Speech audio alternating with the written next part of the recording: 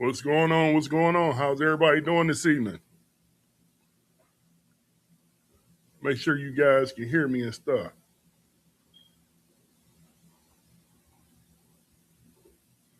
on this Friday.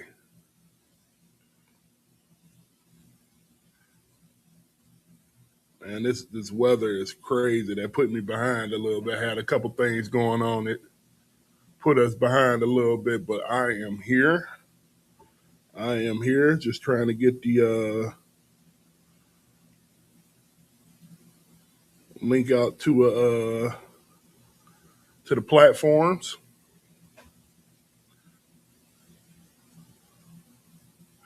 and we got a show today. Oh, do we got a show today?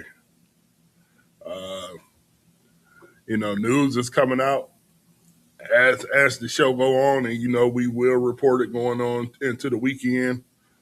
Um, you guys see the thumbnail. If you're a Pittsburgh Steelers fan, we got to talk about what's next with them. We got Philadelphia Eagles news. We have a lot of news. So just bear with me for a second. Just trying to get everything together here. Give you a little background music. Give people a chance to kind of get in here a little bit. Put a little music on.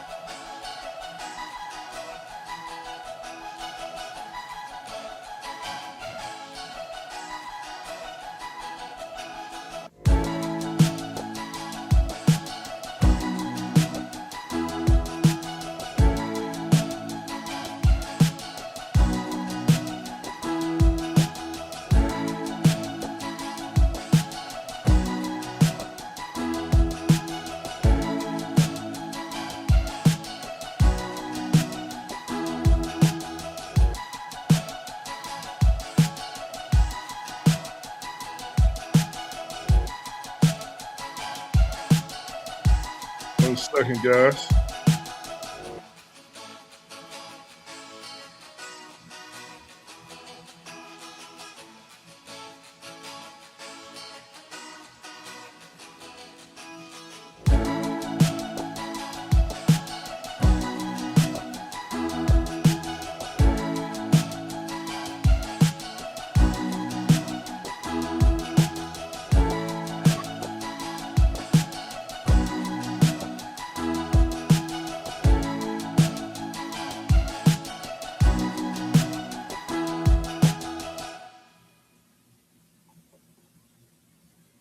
All right, thank you guys for giving me a second to kind of get some things together here. Appreciate the patience. So we go we gonna get busy here. So like I said, we definitely got to talk about everything that's going on in these last couple days. Um, I guess we can jump into the quick stories real quick. Um, Kevin Stefanski, he became the pretty much the second highest rated candidate for head coaches in the league, pretty much after John Harbaugh was fired. Before we heard all the Mike Tomlin stuff, he was the man that everybody was interested in, and of course, they were talking about the Giants job, and he was first in line for the Giants job until John Harbaugh hit the scene. So now it looks like he will be going to Atlanta. Um, that is the word right now. We have not got confirmation for it yet, but that looks like that is more than likely going to be his landing space. So, um, do I think that's a good fit? I think it's a decent fit from the standpoint of Kirk Cousins is there. Kirk Cousins understands that offense uh, specifically. Um, he didn't have Kevin. I don't think he had Kevin in. in Minnesota, or did he? I don't know if he did or not, but him and Kevin O'Connell kind of run that same offense. The offense is pretty much similar. So I think that's an offense he understands. There's a lot of weapons down there in Atlanta. If you listen to the press, um, Kevin Stefanski got a kind of like a raw deal in Cleveland. He didn't want Deshaun Watson. That was not his preferred pick. And anybody know the Cleveland Browns. The Cleveland Browns organization is dysfunctional at best, right? So now, do I think he's a great coach? Yeah, I think he's okay. You know, like I say, according to the people that I've seen in passing and whatever the case may be, they say, well, he was in Cleveland. We don't know how good he could be. I think a lot of power was stripped from him at that time. And like I said, I don't think he's a full-on leader of men, but he definitely was a company man. And, he went to the tune of what Jimmy Haslam and them wanted. And, the results were what the results were. So they feel like, hey, this is really a mulligan for him wherever he goes next. And it looks like Atlanta is going to be the spot. Now, my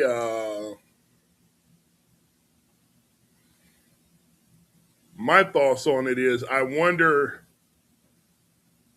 does he believe Michael Penix is a starter? Michael Penix to come back from the ACL. When did he tear the ACL? I want to say he tore it in November. And, he's had multiple ACL injuries. So I'm guessing for him personally, it's probably going to be a full year. So maybe Kevin's not even worried about making that type of decision right now because it's going to be a while. He wouldn't put him in the middle of a run, and if Atlanta's playing good in 2020, in the 2026 season, this may be a rest year for him. But my question is, do we believe in him? Because that is his young quarterback of the future. Like I said, I know he's probably fine with Kirk Cousins, and you got Kyle Pitts and Drake London and B. John Robinson. So he has an assortment of weapons down there. It'll be interesting to see who he brings in as a coordinator. So, like I said, right now nothing's finalized as far as this deal goes. Uh, they're just in the space of it looks that way. It looks like he is the lead go getter down there. Matt Ryan has taken over as the president down there, so he was formally announced down there maybe like 2 or 3 days ago. So obviously they're going to have some type of alignment because he's going to be the man going forward. So we shall see. We'll see what goes on there. Next bit of coaching news. Um, John Harbaugh. Right now, John Harbaugh looks like according to reports, he's going to be the guy. Now, let's see here.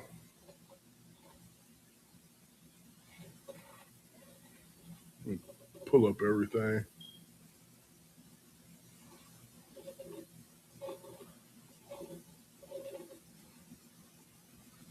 Give me 1 second here, guys. Let me see.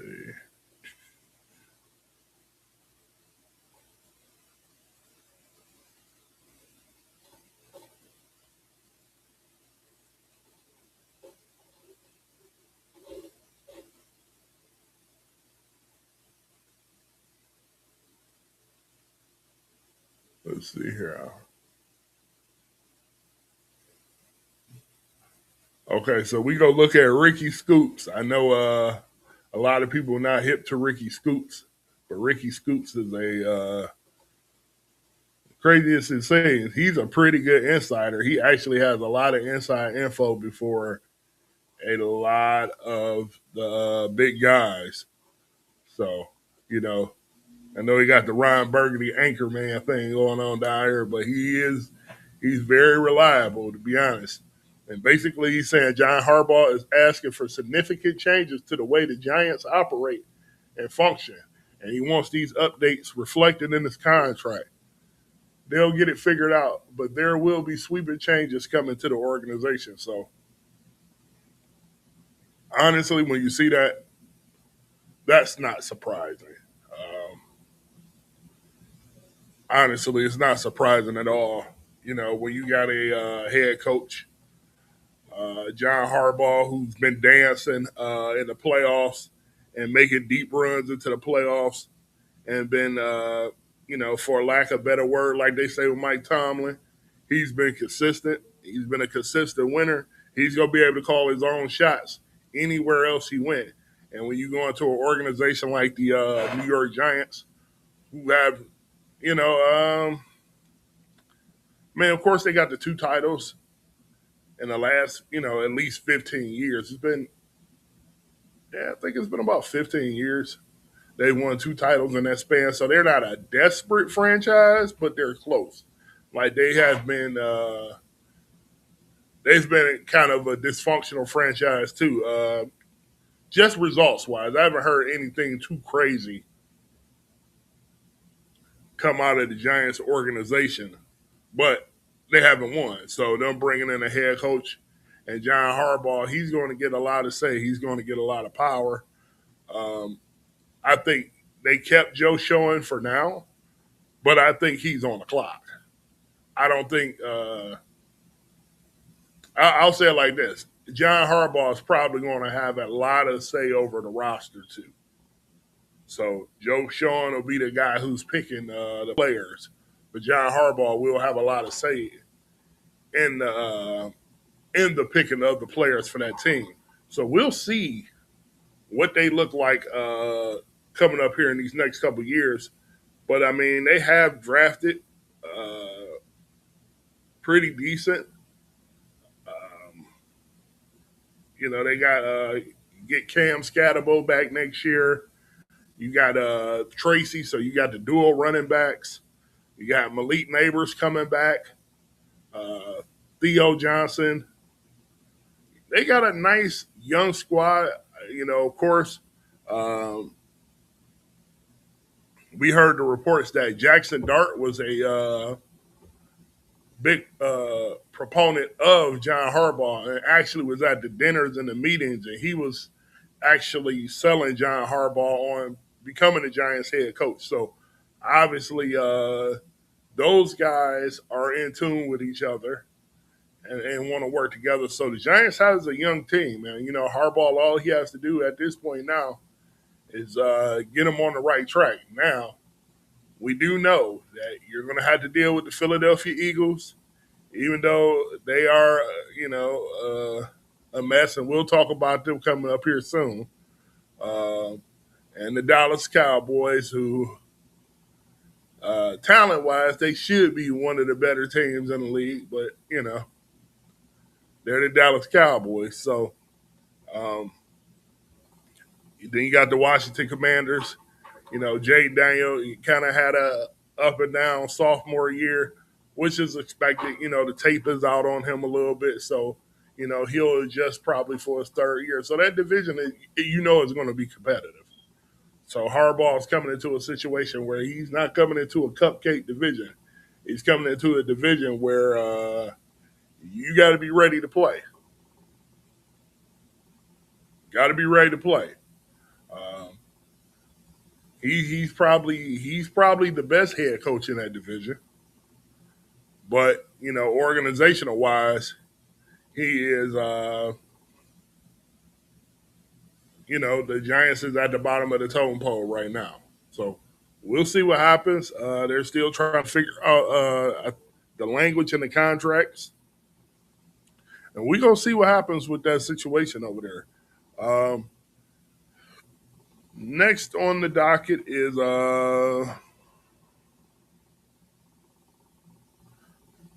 I thought this was a pretty good one right here. I'm gonna have to pull this up right here.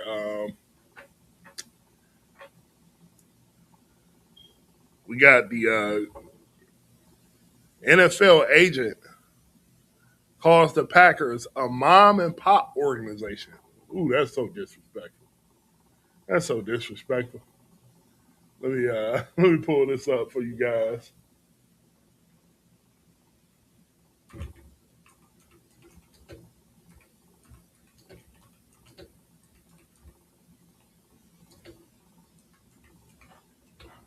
Let's see here.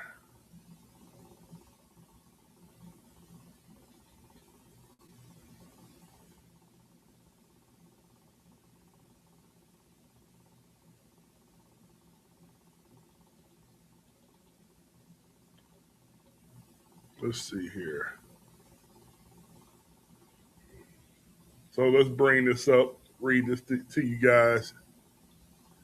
Because when I saw this, I said, "Whoa, okay."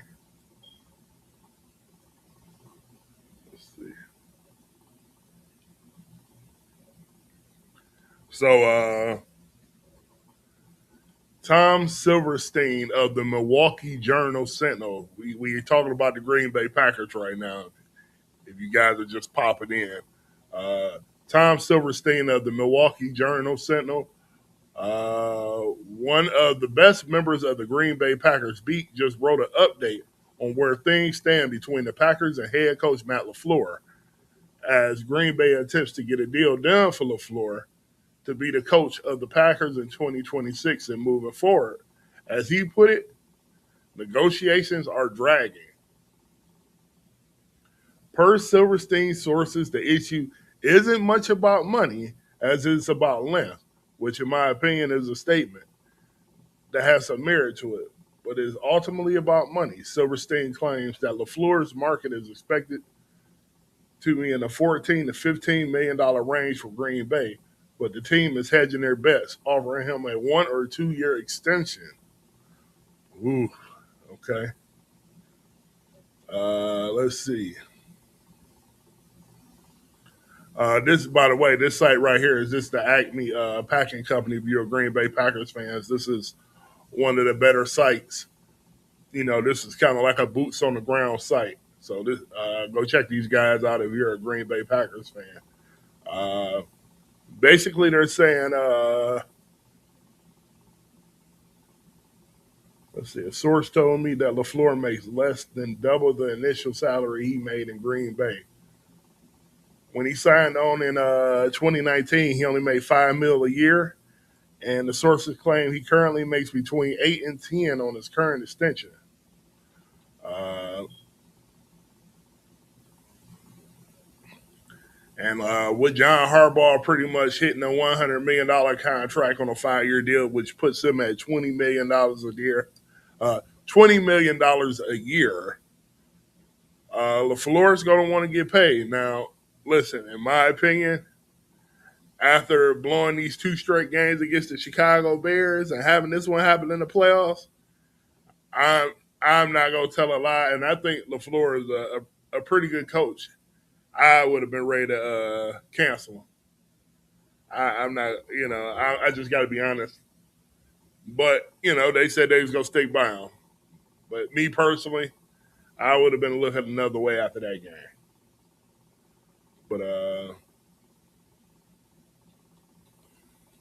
then they saying that Liam Cohen makes about $13 million a year, and so he's making more than LaFleur is right now. So we'll see what happens with the Packers. I think does let me say this. I think with that game that they had, that collapse, because that was pretty much a collapse against the Bears, their rival.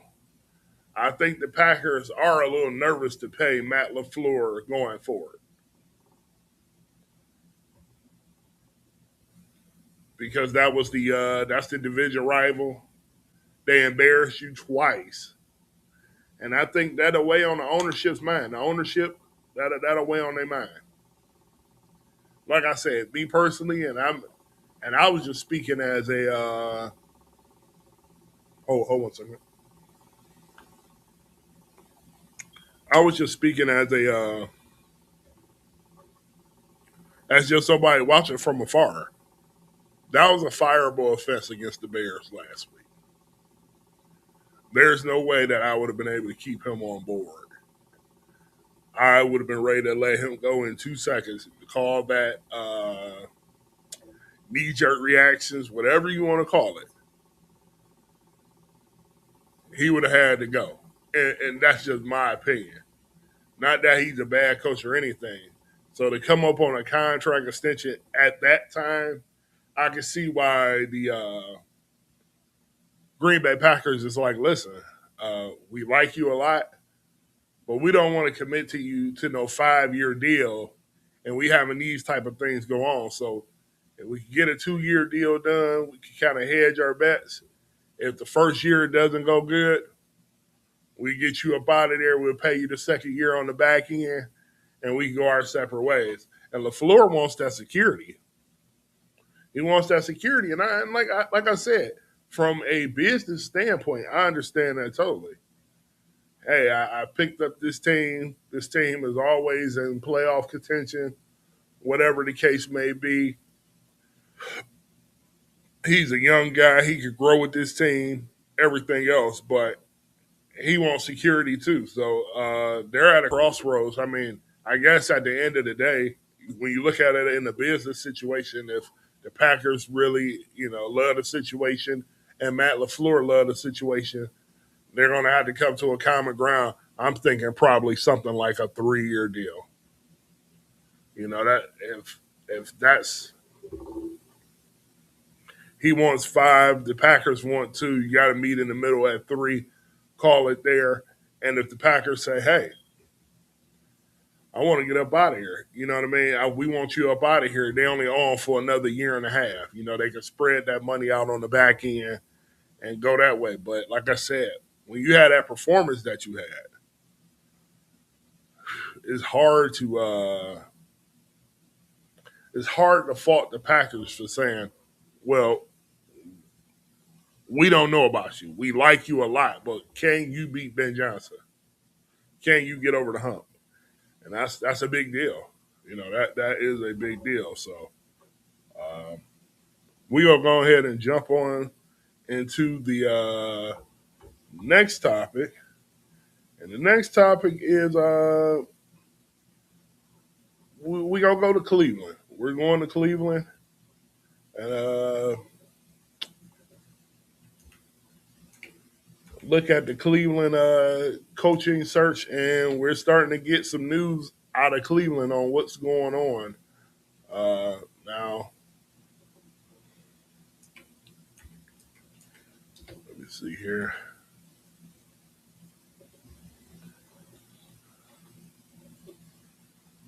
Now, this is according to Mary Kay Cabot, and pull it up on the screen. This is according to Mary Kay Cabot that Jim Schwartz is going to get a second interview with the Browns on Monday. A league source tells Cleveland.com and others too.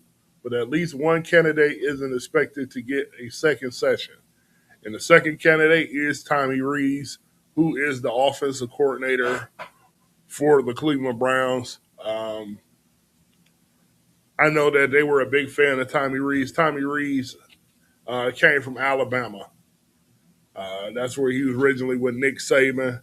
Heard nothing but good things about Tommy. But I think he is super young. Me personally, I don't think he's ready to be a head coach. So I can see why that kind of disqualifies him a little bit. Now, if Jim Schwartz does end up getting a Brown job, and if I had to put some money on it, I'm going to say for them to give him a second interview, that they are they're comfortable with Jim being the head coach. Probably to the point that they've talked about it through the season. I mean, like we're not going to act like the Brown season has been the Browns didn't want Kevin Stefanski out. A lot of the players wanted Kevin Stefanski out. We saw the meme, yeah, pretty much the video meme of Miles Garrett talking about not Miles Garrett talking. I'm sorry, Kevin Stefanski talking after the win, and he was like, "Do I lie to you guys?" And Miles Garrett gave him the crazy look. Let me see if I can find it real quick. Let's see here.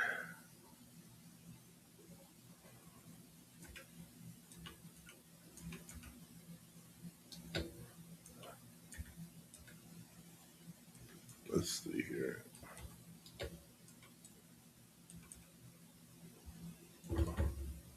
Yeah, so I think they're just comfortable with him, and then when you got a defense that is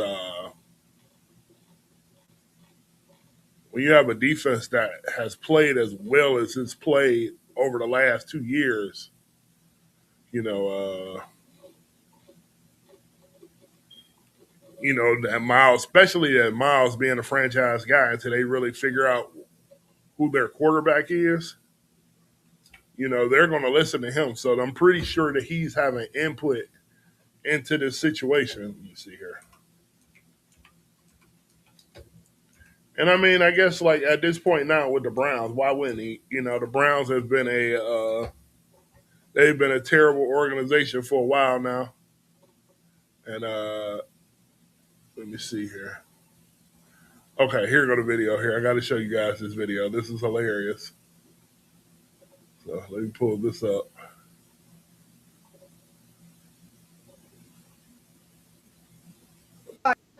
I do not lie to you. Do I ever lie? No. I don't lie to you. You know how I felt about this game, okay? And you know how I feel about this. Yeah, I see Miles Garrett's face.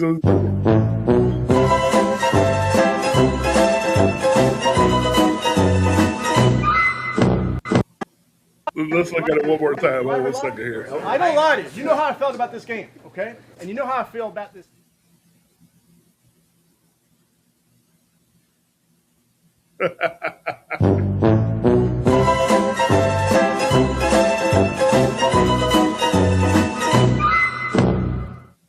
I do not lie to you. Do I ever lie? No. I don't lie to you. You know how I felt about this game, okay? And you know how I feel about this. That's hilarious. So right there, that was the writing on the wall right there. Miles Garrett was not a fan of Kevin Stefanski. Like I said, that whole situation had ran its course. And, so I'm pretty sure Miles is in the background, like I said, being a guy that's making $44 million a year, or whatever he's making, telling Jimmy Haslam and them, hey, Jim Schwartz gets us motivated. Even through all the losses that we had, the defense played. So imagine if he was overseeing the whole team. We're going to play with heart. We're going to bring the passion and all these things like that. So me personally, that earned him a second interview. And that's probably going to give him the head coaching job. So now if Jim Schwartz does take over, of course, he's going to have to find OC. Is he going to keep Tommy Rees as his OC? Or will somebody like a Mike McDaniel or some of these other guys out here be a more attractive OC to kind of bring in the, kind of switch things up? Because I don't know if Tommy Rees' philosophies are the same as what Kevin Stefanski's philosophies were. But if I'm the Browns organization, I am looking at someone like a Mike McDaniel, who's probably more. Now, I'm going to say he's probably. I know he's got to go meet with Philly. Of course, Philly is going to be the most attractive job, especially me personally with Nick Sirianni probably on the hot seat next year. To maybe take over that team, or at least get a chance as an interim to take over that team next year if everything fell apart. And it's just hypotheticals. So that situation would seem like a better situation than the Cleveland Browns situation. But at the same time, if he went to the Cleveland Browns and he made that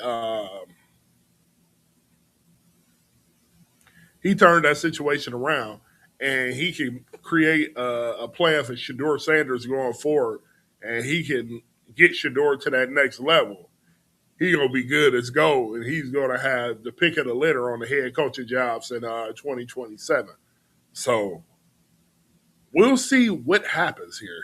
You know what I mean with the Browns and their situation. Yeah, I think Jim Schwartz is going to be their guy, though. I think Jim Schwartz will be their guy. I would be surprised if he's not. So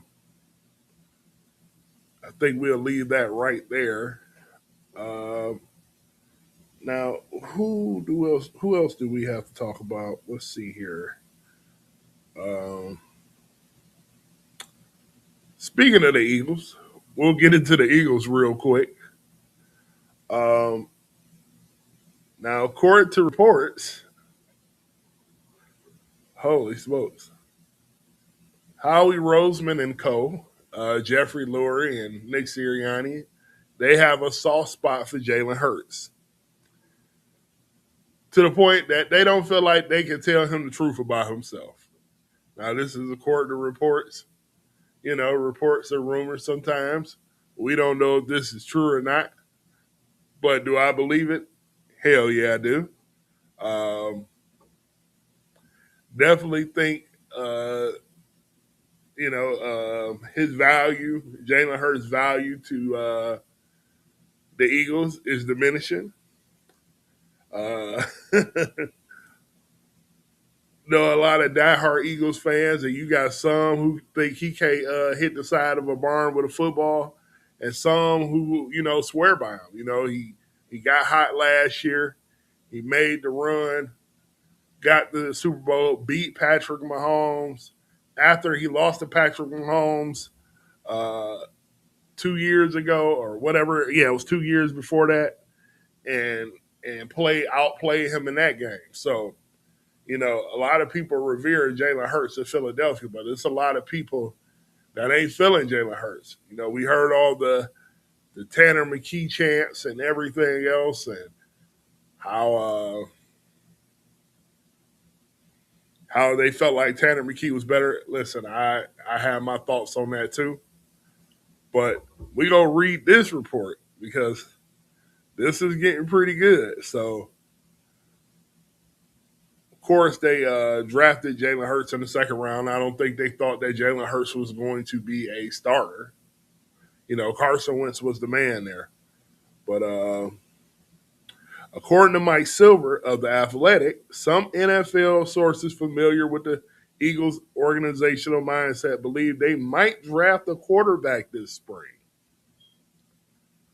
Backup Tanner McKee was a 2023 sixth-round selection. It is also highly regarded in the Eagles building. He did add, however, that Hurts likely isn't going anywhere anytime soon, given that he's still under contract for 3 more years. The 27-year-old threw for 3,200 yards, 25 touchdowns, and 6 interceptions this past season. He completed 65% of his passes while rushing 400 yards. The numbers look solid. Those Phillies' offense was inconsistent at best and certainly predictable for most of the season. Some of that falls on Hurts' limitations as a passer. So the word is starting to get out. The word is starting to get out. Time will tell if adding a more established offensive coordinator will help the team's offense right away, right the ship at the disastrous Kevin Patullo experiment. But Silver reported Hurts has been the source of much internal frustration, including from teammates other than A.J. Brown. The Eagles will need growth from their franchise QB as well in 2026. If they adopt his ability to do so, wouldn't be shocked if they invest in a contingency plan. Why would that surprise anybody?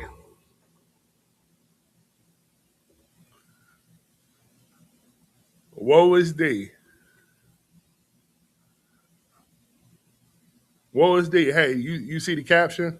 Woe is D is like she's the production manager. You like the caption? Can you see it? Can it be read better? Listen, this isn't something that we have not talked about.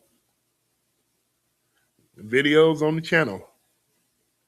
The Philadelphia Eagles do not play.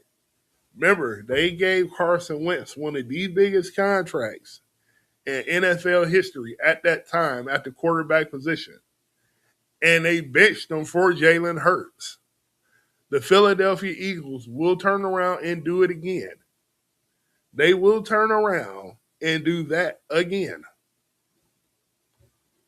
They will do that. They need production. Jalen Hurts is,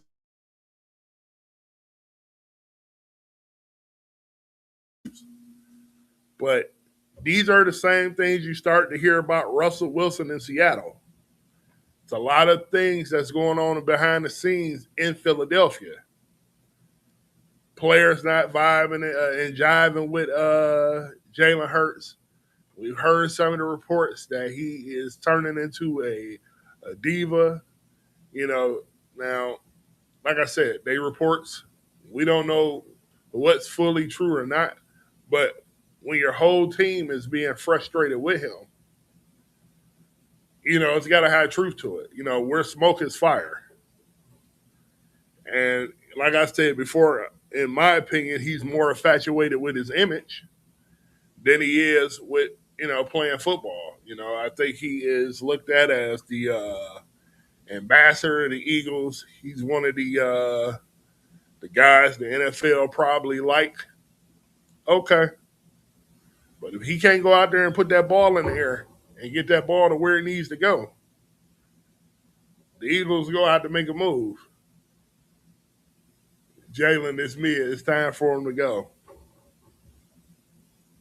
Listen, the Eagles putting a plan together. Howie Roseman and them over there are not going to play around. He's getting a mulligan year. They're going to bring in an offensive coordinator. Let's see if they get a Mike McDaniel, especially if they get a Mike McDaniel. Now, if they get a Mike McDaniel and he can't get him to play, he's going to be out of here by game 5 of next year. Now they're putting the full onus on Jalen Hurts. They're putting the full onus on Jalen Hurts now. We played the video the other day about how LaShawn McCoy said he talked to people in the building and how he's limited in his reads and what he can and can't do. And you have to be honest, that Philadelphia Eagles team has been stacked over the last few years. That team's been stacked. That team has always had a whole bunch of talent.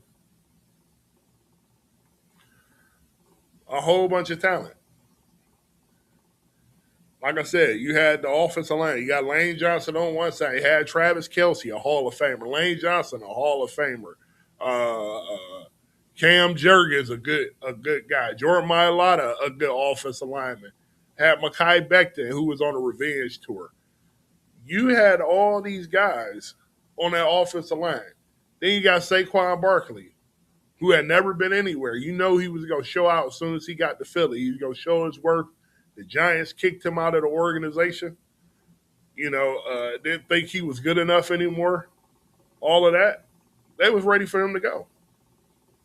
So he was going to show his worth. Then you got Devontae Smith. He's one of the more underrated wide receivers in the league. Great route runner, good combat catcher. He got a small frame, but he get busy.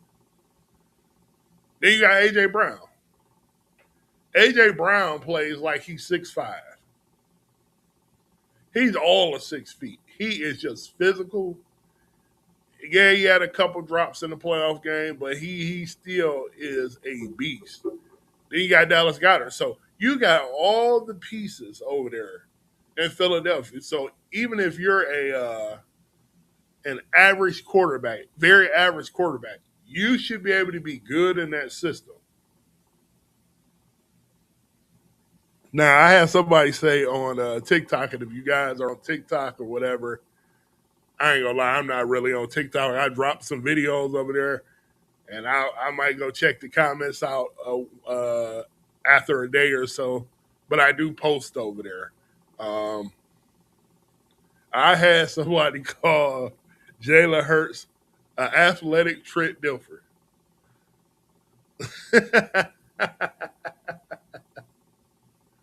Not an athletic Trent Dilfer.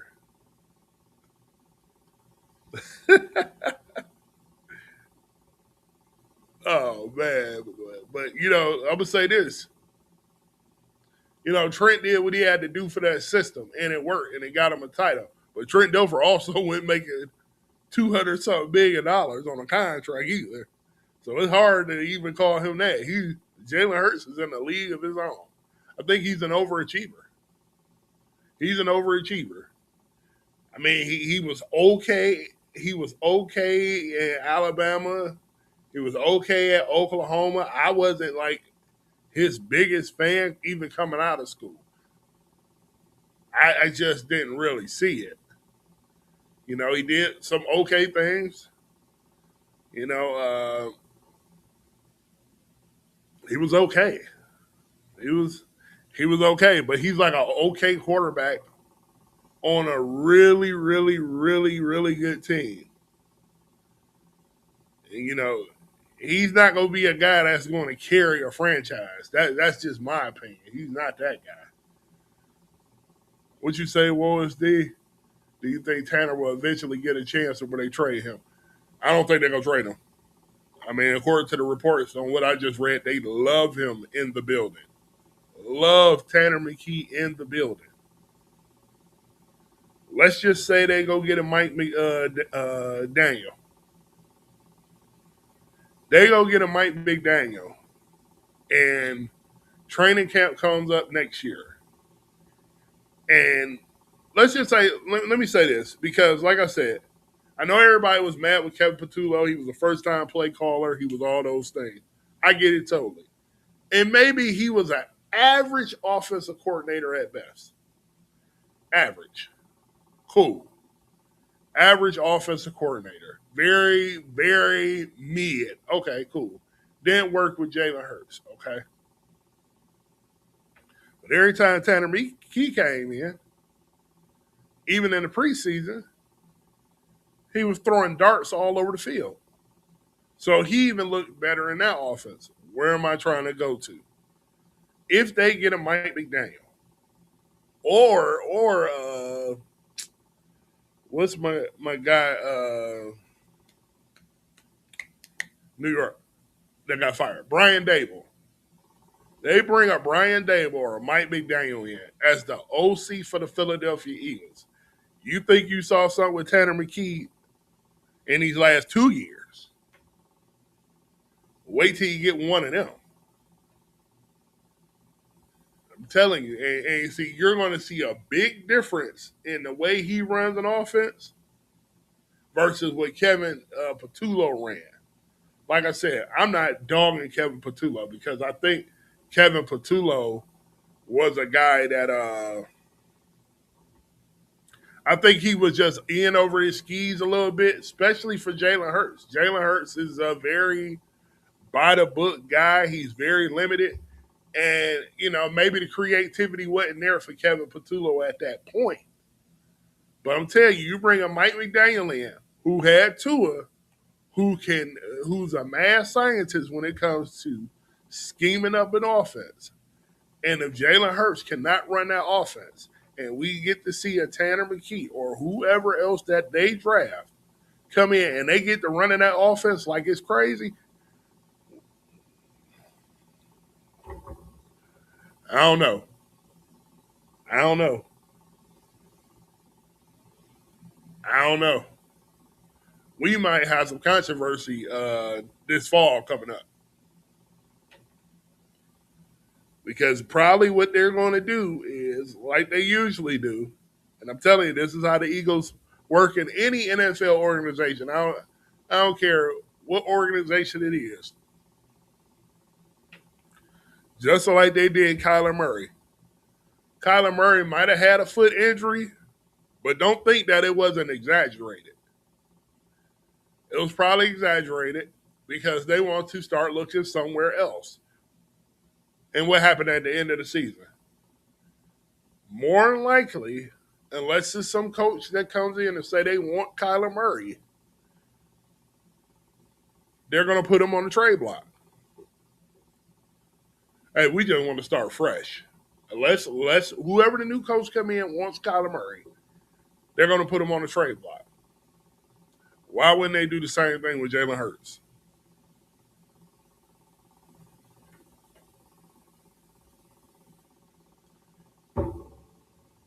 If he's thoroughly getting beat out by Tanner McKee or whatever person that they put in, and they get in that Mike McDaniel, Brian Dable offense, and they're running it way better than Jalen Hurts is, we're going to have problems by training camp. That's why they're trying to be as nice and sensitive about it. Jalen Hurts going to have to really step his game up. He's going to really have to step his game up. And see, now that he has that pressure on his back, like I told people before, Kenny Pickett was the buffer. They knew Kenny Pickett wasn't good enough to take Jalen Hurts' spot. But they know Tanner McKee is. They know Tanner McKee is the better quarterback. Then when you have your other players that is making hundreds of $1,000,000 a year, and A.J. Brown making 30-something $1 million a year, and Devontae Smith and all those guys, and they all start complaining, it's going to go up to upper management. They may not have wanted to look at that situation, but they have no choice. And then they're starting to get justification when you have people in the media start to come out. And the people in the media say, yeah, I heard this, I heard that. Yeah, Jalen's not going through his reads. He's scared to go over the middle of the field. Robert Saleh said something last week, and he brought this up from, I don't know, it was when the 49ers played them a few years ago or something like that, when he was originally there. He said, yeah, just run zero blitz on them. He said that a few years ago, and they did that last week, and we saw what Jalen Hurts looked like. So that means you're still having the same problems you had a few years ago. So your game has not evolved.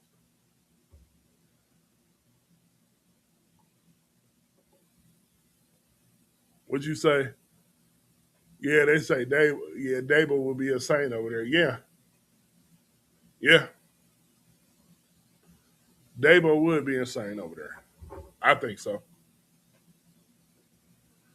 I think he would be a great fit. Let's see here. I think he would be a good fit over there. Hey, if you guys are lurking around in the building, if you guys can hit the like button for me, that would be excellent. We got to get people to start seeing these live shows, and we're going to keep growing this show. Like I said, got some things working coming down the pipe, so just make sure you guys, if you're here, if you guys can like, subscribe, share it, that'll be great. I'm trying to get it up in the vertical too. Next time we go live, like I said, I was kind of running a little bit late, so I'm gonna work on that for you guys. And we got some cool things coming up, segments, stuff like that. But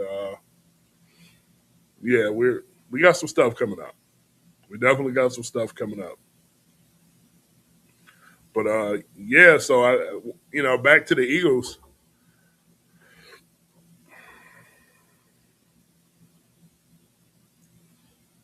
Now that it's become a thing where people don't care if you making $200 million or not.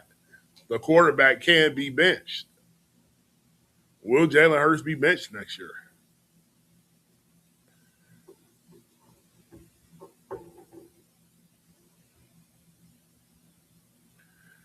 Let's go get interesting. Let's go get interesting. For that report to come out, that was a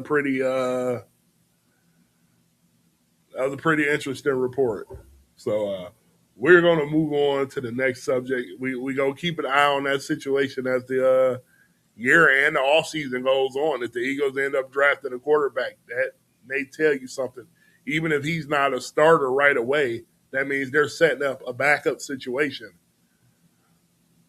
especially when they already have two or three quarterbacks as is. So that may be telltale sign that Jalen Hurts may be on his way out, or they're really, really looking to maybe move off of him soon. So we gonna jump into the next thing,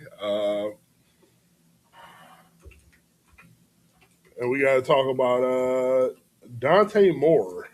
Of course, Dante Moore was looked at as the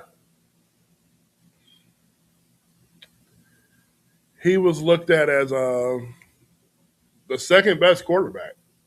He was looked at as the second best quarterback in this draft, and he is now saying that he's taking it back to school. He's going back to Oregon for another year. He literally would have probably been a top 5 pick. That is shocking to me personally, because he shot up the board pretty fast. And listen, he got all the tools. He had a rough game last week against Indiana, but listen, Indiana is a powerhouse right now. Ain't no shame in his game. I think he's going to be a pretty good NFL signal caller when he does come out, but that was very shocking for him to go back to school. I was very surprised, but, this is the power of the NIL era. You don't have to be in a rush to come out now. He probably would have went to the Jets. Maybe he thought the Jet situation was a great situation for him to fall into. So he went back to school, and he's going to be compensated $7.3 million to go back to school. So,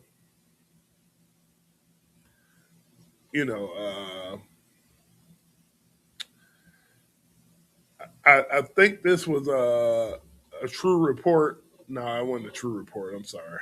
I didn't even go there. But they were talking about Dylan Raiola was supposed to go there. I know that was kind of like the talks. He was thinking about going there, and with Dante going back, that now moves that whole situation out the way. So, what do you guys think about Dante Moore going back to Oregon? I didn't see that coming.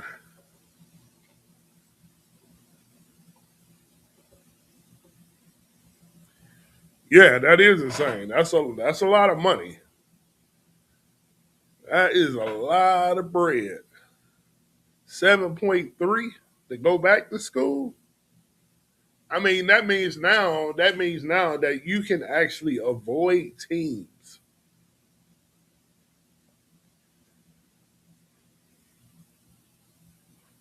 Like if you don't want to play for the Cleveland Browns or whatever team or the Las Vegas Raiders, and you don't feel like that situation is a good situation, and you got more eligibility left, you go get $7 to $10 million in college football and say I'll try it again next year. It's a risk because your draft stock might fall. Let's say he get hurt. Maybe his stock falls and he's not a first round pick 2027, but you get $7 to $10 million. Wow. We in a different time. We are in a different time. That's something different for real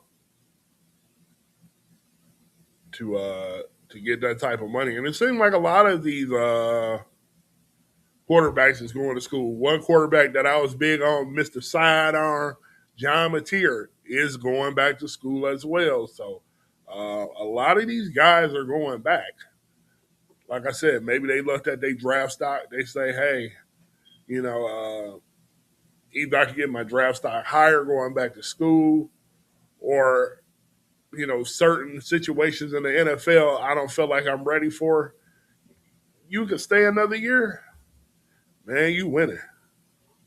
You winning. So that was a shock though, and now you have to look at the landscape of who becomes the number 2 quarterback after Fernando Mendoza. And the number 2 quarterback, we are going to get into it, is Trinidad Chambliss. He has moved up to being QB2. They are saying that he is, they feel like he's a better version of a young Russell Wilson. Listen, I watched Ole Miss this year, and I'm going to be honest, I didn't really pay attention to him until like the latter part of the season. Like it was just because Lane Kiffin's such a big personality. You kind of pay attention to what Lane doing. It's like it was Lane Kiffin and Ole Miss, like Harold Melvin and the Blue Notes. Like his name was just in front of it, and everybody said that Ole Miss was left for dead when Lane left, and they went over there and they fought. They fought. Ole Miss made a statement, and they almost won that game against Miami, and that put Trinidad Chambliss on the map. Like, he did everything he could other than play defense for Ole Miss. That boy was balling. He was balling, and he's something. He's something. And I'm going to have one of our some of our resident scout people. You guys gonna see what we doing here real soon. Like I say, we doing some stuff, but we got some of our scouting experts coming on here. Probably could have got them on tonight, to be totally honest, but we'll wait till next week because we got the championship game. The off season is gonna be busy. All we'll be talking about is who's the next this and that, who's going to be the underrated sleeper in the draft. So I'll hold that off for next week. But I will have some former NFL scouts come on, and we are going to talk about these guys. I know they're high on Trinidad, though. He just makes it happen. And now it's looking like because the crazy thing is he wanted to stay in school another year. He wanted to stay in school another year. And, and matter of fact, I think the injunction may still give him a chance to stay in school. But, I mean, it's up to him. But if you're his agent at this point and they're saying, hey, you can go in the top 5, all of a sudden staying in school, it might not be the thing you want to do, I think he needs to come on out. Let me know what you guys think. Because I think he just come out, because next year gonna be heavy. Arch, Mateer, Lenoris, all those guys, Dante Moore.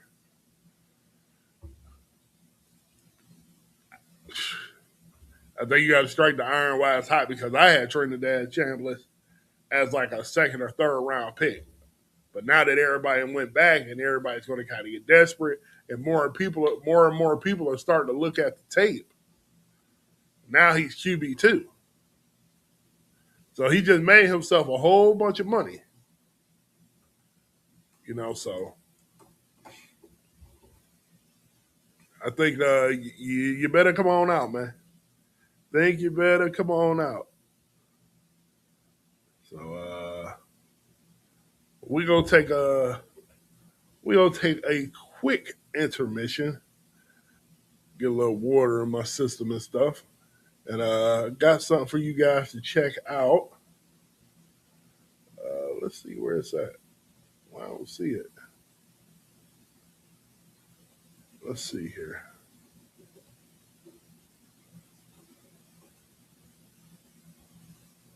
Okay, let's see if this comes on the screen.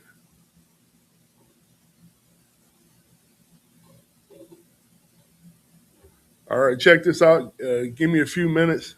You go get a lot of laughs out of this, so check it out. 4 picks against Grossman and 2 fumbles. What do you see about the Bears? We shut them down that way? No, we just the Bears are what we thought they were. They're what we thought they were. We played them in preseason. Who the hell takes a third game in the preseason like it's bull? We played them in the third game. Everybody played 3 quarters. The Bears are who we thought they were. And that's why we took the damn field. Now, if you want to crown them, then crown their ass. But they are who we thought they were. And we let them off the hook. Thanks, Coach. Play to win the game. You don't play to just play it. That's the great thing about sports. You play to win. And I don't care if you don't have any wins. You go play to win. When you start telling me it doesn't matter, then retire. Get out. Dumbest team in America in terms of playing the game. And I'm highly critical because of the way we give games away. We give them away. There's 3 quarterbacks in this football team. Whichever one starts. Whichever ones don't, will back him up. Period. Cut and dried. It's nobody's concern but ours. Nobody's. Next. Injuries from the game. Talk to the trainer. Next. Mike, why are you in such a bad mood? What do you care? Good. Okay. If you were 2-7, you'd be in a bad mood. Raise the ante. Anybody wants in, get in. Anybody wants out, can get out. Okay? This team is going to the playoffs. Okay? This team's going to the playoffs. Well, what happened was that second game, we got our ass kicked. Or the second half, we just got our ass totally kicked. We couldn't do diddly poo offensively. We couldn't make a first down. We couldn't run the ball. We didn't try to run the ball. We couldn't complete a pass. We sucked. The second half, we sucked. We couldn't stop the run. Every time they got the ball, they went down and got points. We got our ass totally kicked in the second half. That's what it boiled down to. It was a horse performance in the second half. Horse. I'm totally embarrassed and totally ashamed. Coaching did a horrible job. The players did a horrible job. We got our ass kicked in that second half. It sucked. It stunk. People vomited in the stands when they watched our kicking game. I'm sure they vomited in the stands. That is just horrible, wasn't it? My God. It's embarrassing. It was on national. Was that on national TV, really? Yeah. The blackout local, that's what it's so good. Thank God. Thank God. Cancellation. By the call by the officials, it's flat-out chicken shit. All right? It's a flat-out chicken call by that crew. We took exactly the same play that Atlanta ran trying to block the winning field goal against New England last week, and we ran that against them. And they didn't call it last week. So I'm telling you, it's a flat-out chicken call. Really sick. I thought it was horrible, disgusting, embarrassing, shameful. It stunk. People are sick when they do something like that. Absolutely friggin' sick. Guy's out there busting his ass, like all of our guys were, gets his knee blown up, not badly, hopefully, and they're standing and cheering and clapping. Those are sick people, sick in the head. They ought to get their ass thrown right out of the stadium. The team tackled this poorly in football in my whole life. 27 years of coaching, that's the worst exhibition of tackling. Coach, what do you think of your professional debut? What's it like in the professional ranks? Anything special? Well, we didn't block, no. But we made up for it by not tackling. Rookie quarterback, hell with that. The bottom line is winning football games. We stink on defense. We stink. We stink. If you want to go after an athlete, one of my athletes, you go after one that doesn't do the right things. You don't downgrade him because he does everything right and may not play as well on Saturday. And you let us make that decision. That's why I don't read the newspaper. Because it's garbage. And the editor that let it come out is garbage. Attacking an amateur athlete for doing everything right. And then you want to write articles about guys that don't do things right and downgrade them, the ones that do make plays. Are you kidding me? Where are we at in society today? Come after me. I'm a man. I'm 40. And then say that the coaches said he was scared? That ain't true. And then to say that we made that decision because Donovan Woods, because he threatened to transfer, that's not true. Well, I'll start off by saying this. Do not blame that game on the defense, okay? I don't care who you play, whether it's a high school team, a junior college team, a college team, much less an NFL team. When you turn the ball over 5 times, 4 interceptions, 1 for a touchdown, 3 others in field position to set up touchdowns, you ain't gonna beat anybody I just talked about. Anybody. All right? And that was a disgraceful performance, in my opinion.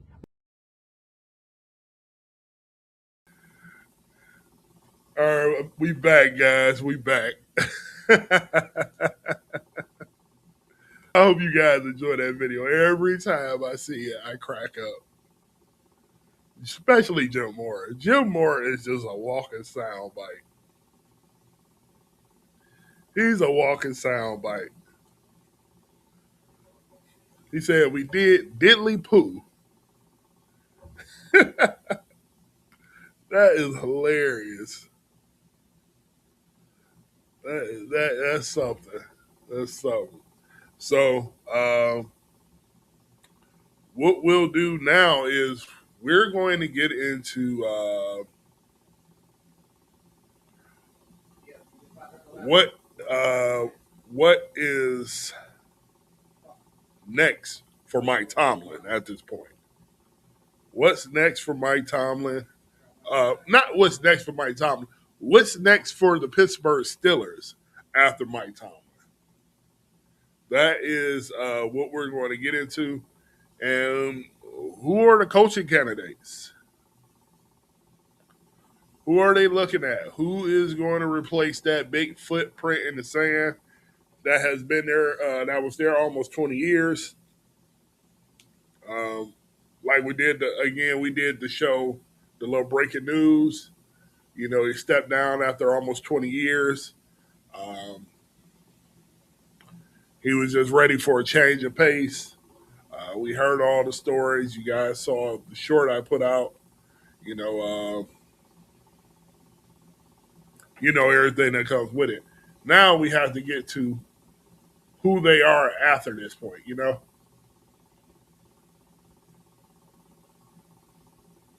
You say, who cares?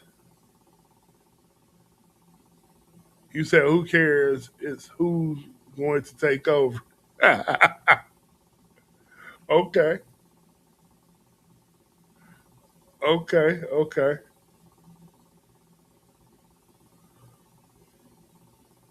Do you think they should clean house? Are you talking about the Pittsburgh Steelers? Clarify it for me. You talking about the Steelers?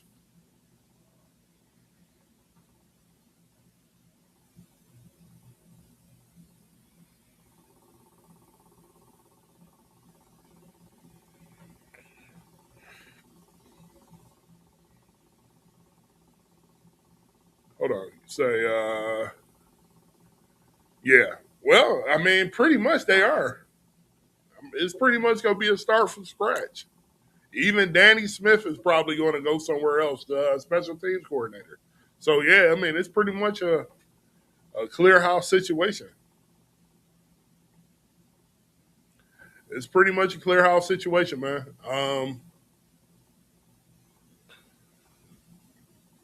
What we're going to talk about right now is who they're looking at. Mike's gone. So, you said, who cares? Listen, I get it. I get it. You know, Pittsburgh Steelers fans have had enough. They had enough of the Mike Tomlin experience, and it was time to do something new. I get it totally. I get it totally. I don't feel like the Lone Ranger.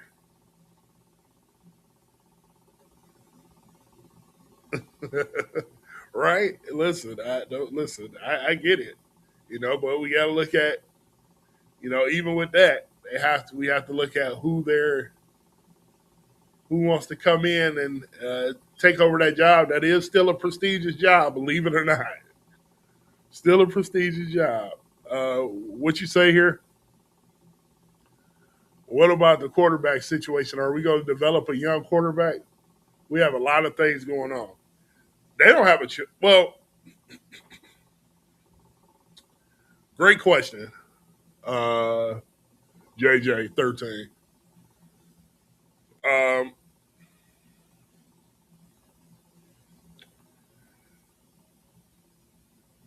I hope that they do.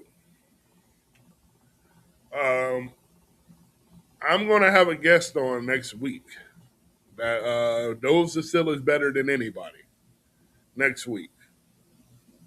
But in my opinion, especially with this draft, I don't know if you were in here earlier, but especially with this draft, with everybody going back to school, do the Pittsburgh Steelers like any of these quarterbacks? Or do they start to shift towards Will Howard?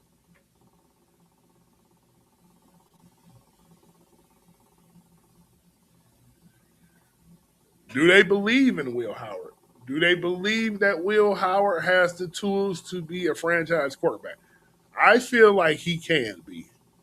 But do they feel like he's ready for that? Now, Pittsburgh Steelers organization is the type of organization that like to have their cake and eat it too. They don't want to start from scratch. This has been the problem with the Steelers, period, over the last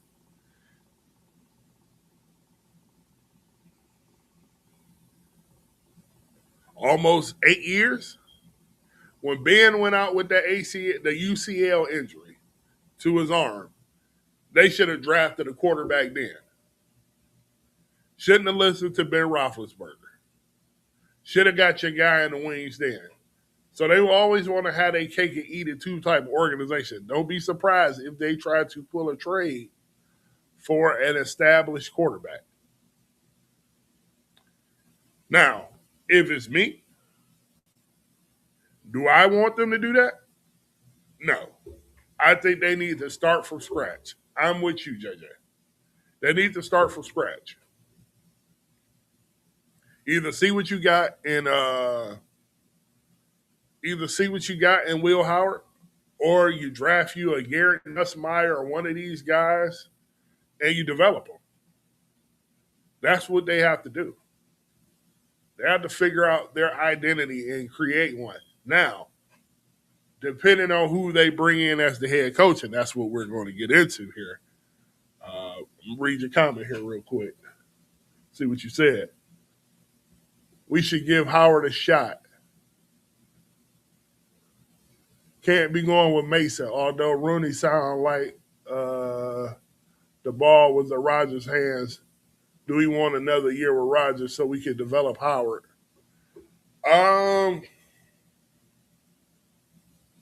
Now, I will say this.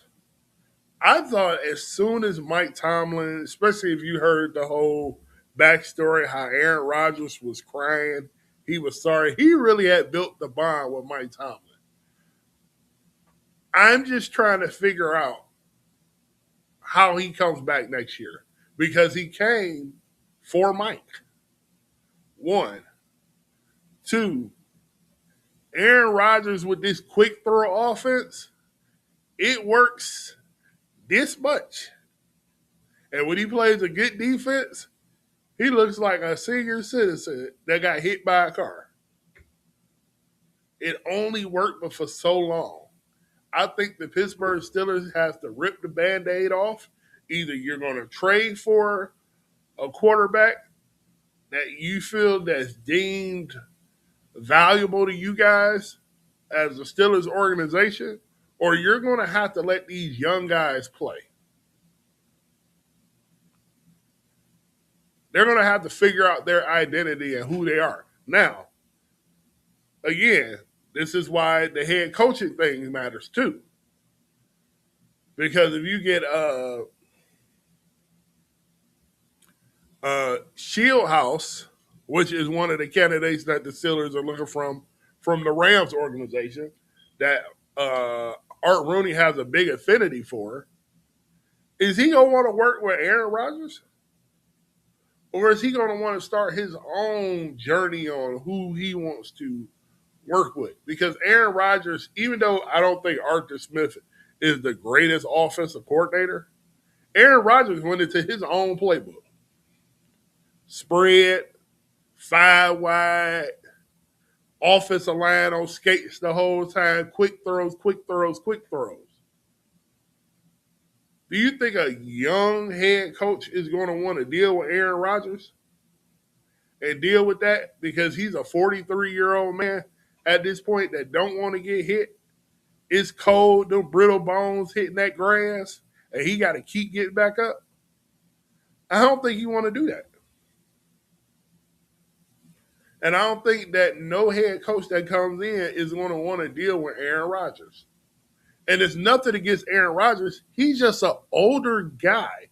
Even when you look at Tom Brady, when Tom Brady finally left the game, albeit at 45 and was still doing it at a high level, you could tell Tom, Ben Roethlisberger, one of the toughest dudes I've ever seen play the quarterback position, they're just tired of getting hit.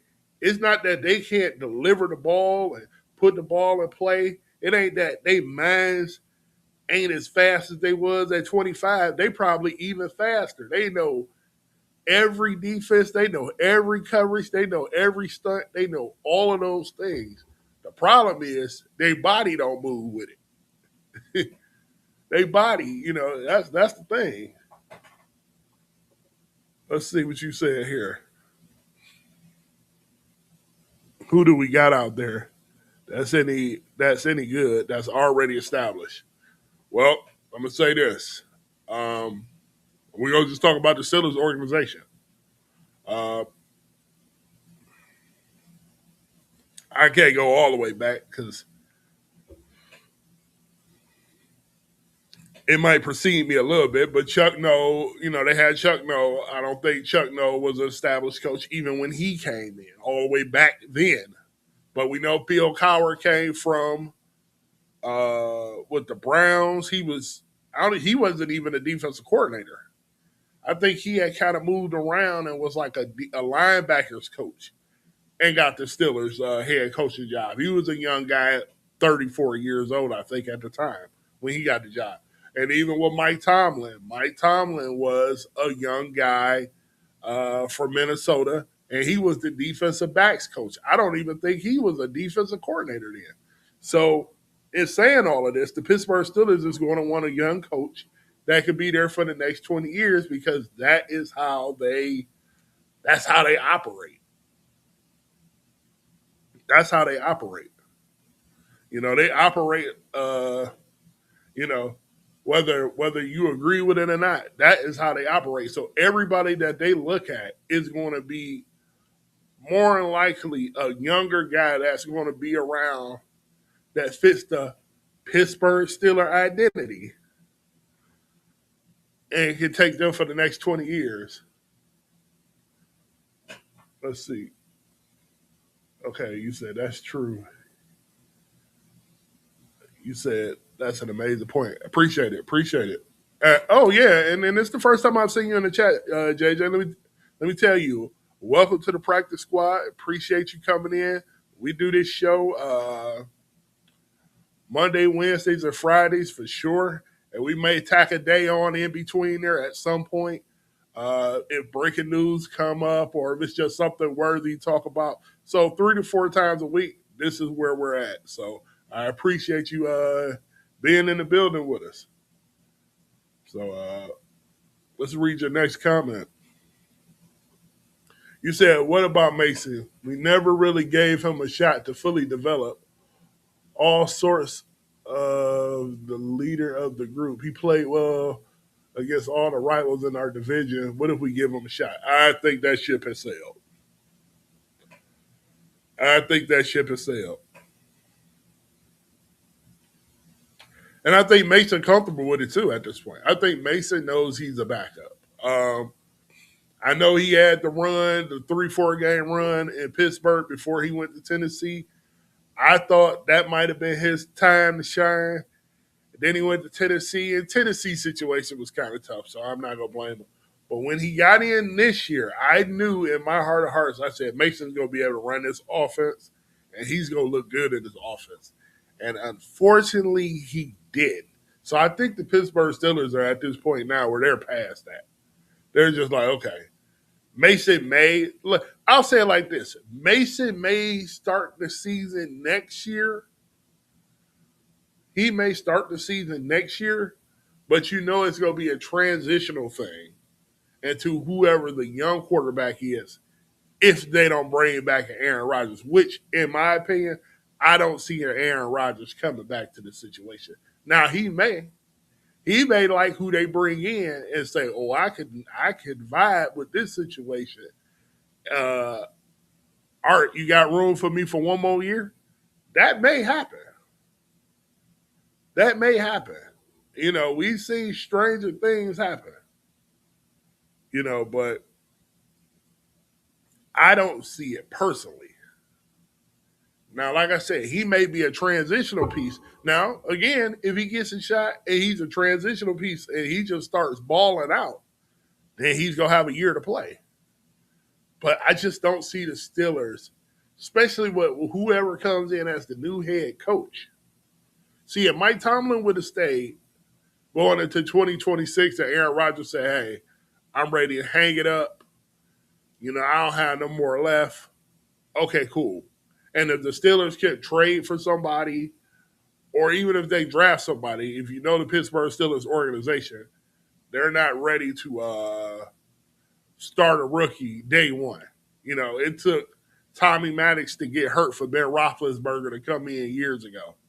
So Mason then would have probably been a starter going into next year because whoever the young quarterback was going to sit until about week 7.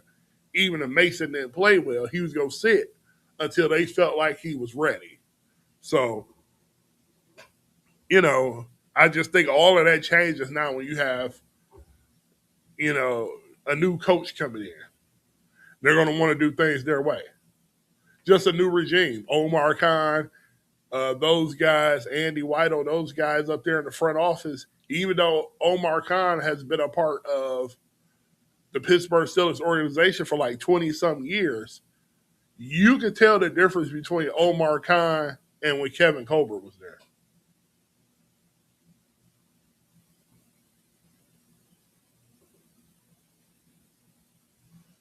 I mean, did you sign up for 2 years? I'm guessing. I'm just gonna say you're talking about Aaron Rodgers. I'm guessing, or are you talking about Mason? Okay, I think Mason is under a. Is he under a 2-year contract? I'm gonna try to answer both, so you don't have to even ask. I think Mason is under a 2-year contract, if I'm not mistaken, at a QB minimum. And Aaron Rodgers only signed for a year. So that answers your question. That's probably what you mean, I'm guessing. Let's jump into the Steelers head coaching choices. Let's see who's on their list. We'll pull that up real quick.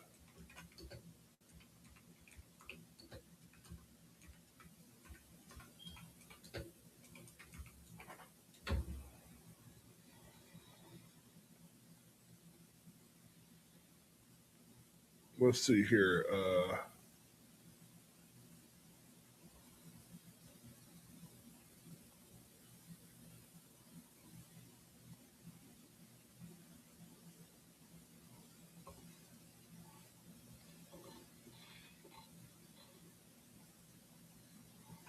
So we're about to look at the Steelers list. This is what they're saying.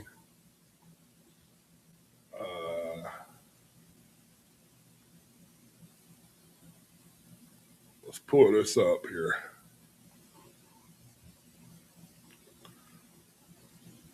So this is the list for the Steelers. Let me move this out the way.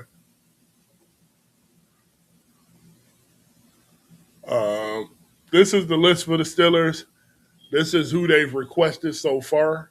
You got Nate Shieldhouse, who is the Rams pass game coordinator. I told you guys that they are very infatuated with the Rams system. And Sean McVay, even Art Rooney came out and said something about it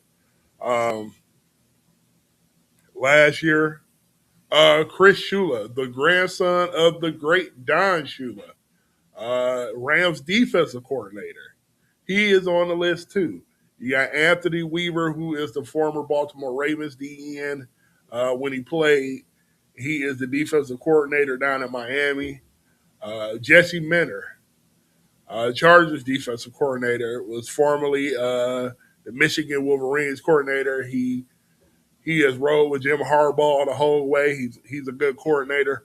Of course, Brian Flores, who was in the building with the Steelers a couple years ago. Great coordinator.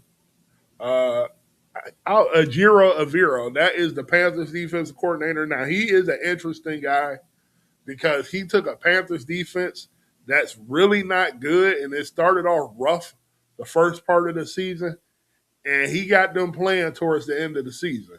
So he is an interesting look for the Steelers too. Jeff Hafley from the Packers. I wouldn't touch Jeff Hafley with a 10-foot pole, especially after that Chicago debacle. And then you got Clay Kubiak. So the Steelers are going young. You don't see any retreads in here. I would even thought they would have gave maybe Mike McCarthy a courtesy look just because he's a Pittsburgh native. If you know how the Steelers work, you know, they love to have things in-house. Now, I do know that they wanted Marcus Freeman from Notre Dame. That was probably like top 1 or 2 on their list. And he has pretty much rejected the opportunity to come meet with them twice. So they had to move on. So that is the list. You know, I think I think it's between the 2 Rams coordinators, though, to be honest. Let's see. Let me see here. See, I like Mason. He got a dart on him, man. He can throw the ball. He can throw that long ball. Yeah, I mean, Mason can throw the ball.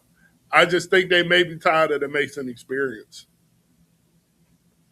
I just think they might be past that, man. Like I said, it depends on who the coach is that comes in. Maybe they look at Mason and say, we can get by with Mason for a year.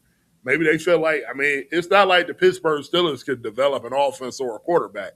So if they bring somebody in, whether it's Chris Shula, and, he can bring Shieldhouse in as the offensive coordinator, or Shieldhouse come in, or whoever it is, and they can bring some innovation to the offense.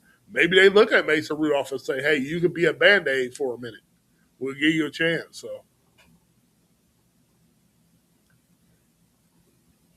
you said, oh, crap, we still got to do the draft. And we don't have a coach. Oh, they'll have a coach by next week.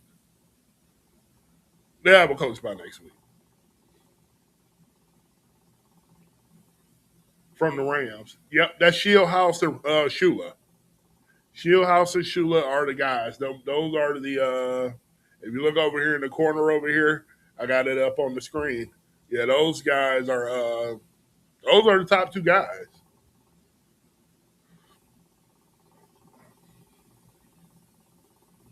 Yeah, Brian Flores. Yeah, they some good options. Honestly, I'm gonna say this: the Pittsburgh Steelers are actually surprising me in their coaching search. One other person that has not been added that I think they should look at though is Antoine Randall L., former Steeler. has been in the coaching ranks for a while. He was with the Tampa Bay Bucks when Tom Brady was down there, so he's been in the coaching tree for a while, and now he's with Ben Johnson. He was with them in Detroit, and now he's with them in Chicago. So, he's going to be an innovative guy at this point. If you know about Antoine Randall L., he was a quarterback first before he became the wide receiver. So, he probably has an innovative mind and a very entertaining style of offense that he can run too. So if I'm the Pittsburgh Steelers too, I try to sneak him in for a courtesy visit too as well. I think he would be a good option, to be honest. Let me see this here. Let's see. There we go. Yeah, but the Steelers have options on the table. I think all those options aren't too bad. I'm trying to think if I heard anybody else.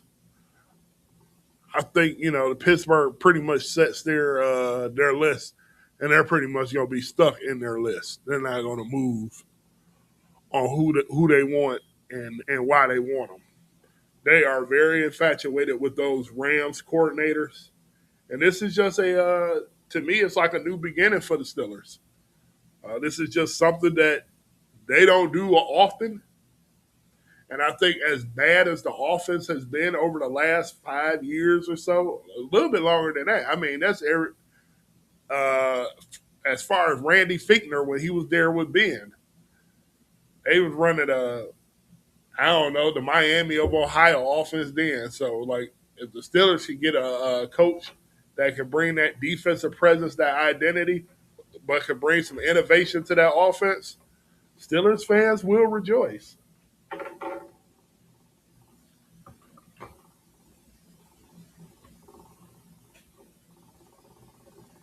You say, got to step out for a second to take a smoke break. I'll be back. Hey, by all means, take your time. We'll be here for a few more minutes. We ain't going nowhere. Got a little bit more time here. I started late, so yeah, we'll be around.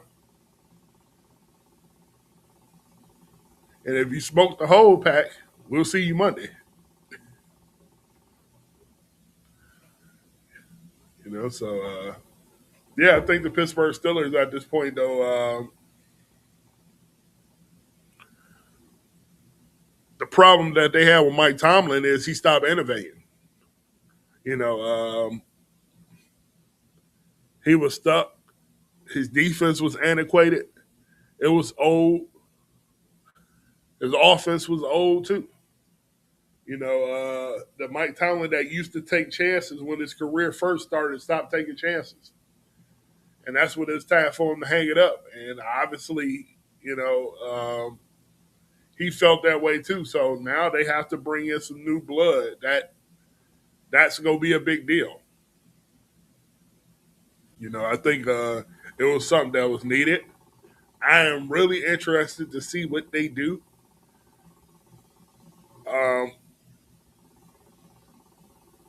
If I'm them, I don't look at trying to trade for no Kyler Murray or anybody like that. Please don't do that. I think unless you're getting him on the cheap, you're getting him if they release him because they can't trade him, then you make it look that way. But I think the Pittsburgh Steelers need a fresh start. Now, I do wonder, do a Cam Hayward stick around? Do any of these guys that came to play for Mike Tomlin want to stay in Pittsburgh? Do they have to clean house? There's still a lot of questions to be answered with the Pittsburgh Steelers, but definitely interested in seeing what they want to do coaching-wise. What do you guys think? Leave it in the chat. Do you think who do you like from that list that I showed? Or if it's anybody else that you think would be a good fit for the Pittsburgh Steelers head coaching job. Like I said, I like the Rams guys. I would like to see Antoine Randall L. At least get an interview. I think that would be I think that would be a good thing. I really do. Because I think he can be just as innovative too. So, with a new head coach, going to come new personnel. It's going to be a lot of movement. It's going to be a lot of movement. I mean, they are the red herring right now. I mean, they got Mike Tomlin. Mike Tomlin is at gymnastics meets for his daughters and stuff, so he really wanted to go home, I think.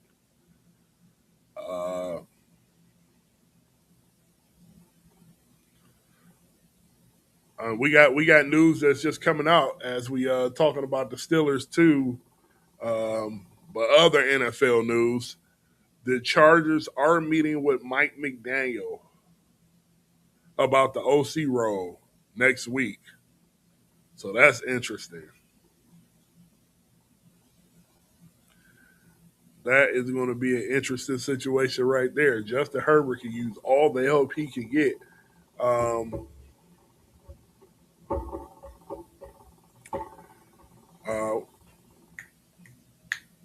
can't think of his name. Baltimore's old OC who went over there to the Chargers. He was fired, so they are looking for a new OC. Justin Herbert got the hell beat out of him this year, so they definitely could use some help, some schemes that work for him. When the offensive line go down, he can get out the ball quickly. So yeah, I think that's definitely a situation that Mike McDaniel will flourish in. But I also think back to the Steelers.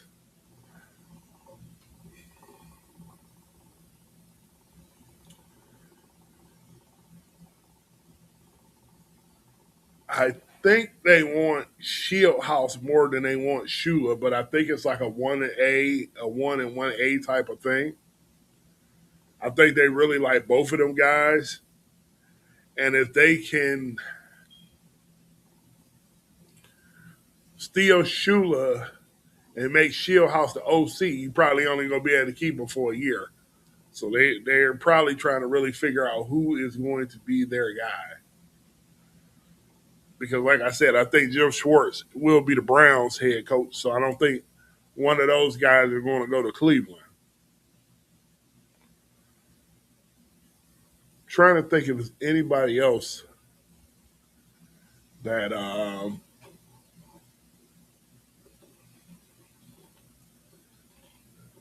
that would be an interesting fit for the Steelers. Let's see here.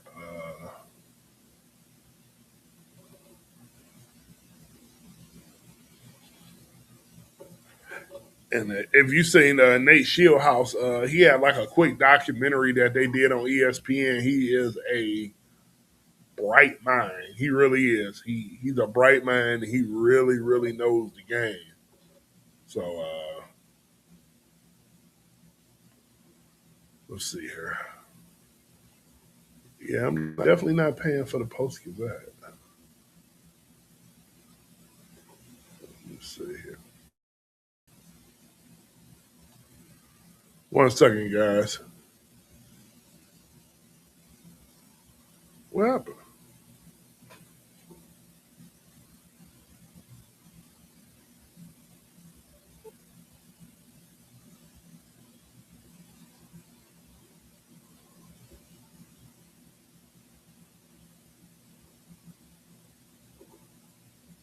Let's see here. Okay. We got a little hiccup here, guys. Let's see.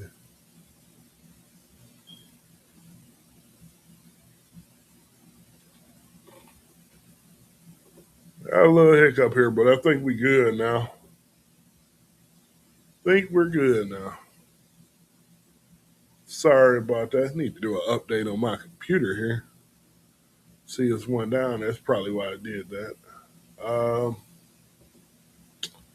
So we got to get into this weekend's matchups. I think it's about that time.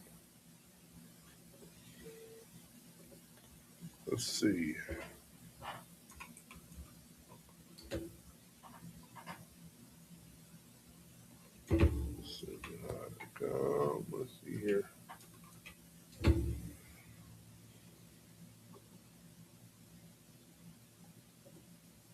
So I totally missed on all these games last week. And I should have had the Bears. I should have had the Packers game, but we know how that went. We know how that went.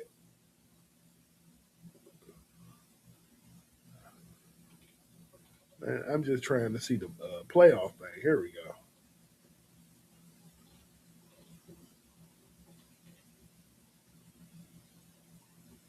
Let's see. Give me 1 second here.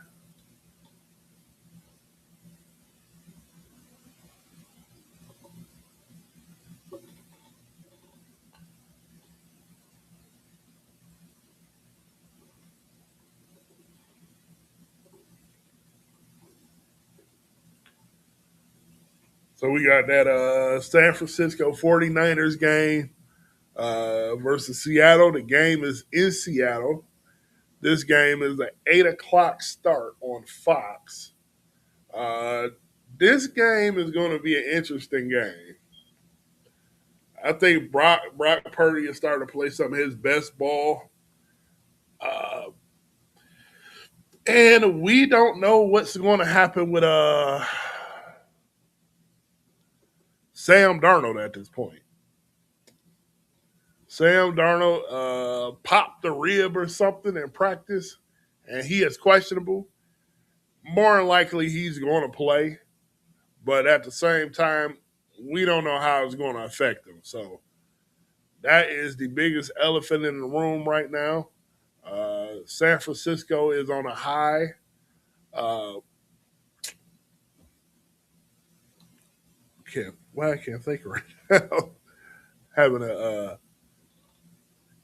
a senior moment right now. Kyle Shanahan, this is probably his best coaching job, to be honest. I know he's been to the Super Bowl a couple times and couldn't close the deal, and those were some of his best teams. But to do this without Nick Bosa, Fred Warner is in the 21-day window, but they are not playing him this week. So if they're able to get past the Seattle Seahawks, he'll play for the NFC Championship game. But to miss all the guys that he's missing, George Kittle, all of these guys, and to be in the divisional round says a lot about the job that he's doing. He's doing a great job with this team. And we saw Demarcus Robinson give Quinyon Mitchell the business last week. He just had his number. So these guys are balling in the system, and they're believing. And Robert Saleh is doing an amazing job with that defense on the other end. So, this game is going to be an interesting game. And I would have had Seattle, to be honest, to run away with this game. But I think that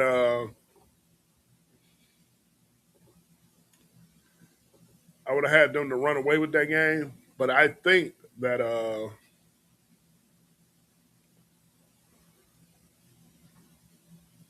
I'm worried about Sam Darnold.